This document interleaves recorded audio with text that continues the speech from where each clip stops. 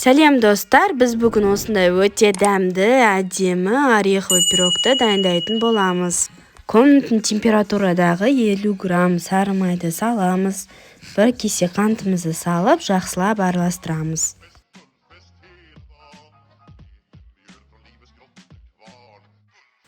Енді 3 жұмыртқамызды жарып саламыз. Тағы да жақсылап араластырамыз. Алдын ала жер жаңғағымызды осылай крошка жасаймыз. Тестамызға қостық, жақсылап араластырып, енді разрыхлителімізді саламыз. Одан кейін 1 стакан ұнымыздың жартысын салып, жақсылап араластырамыз. Одан кейін қалған ұнымызды сеуіп, жақсылап тағы да араластырамыз.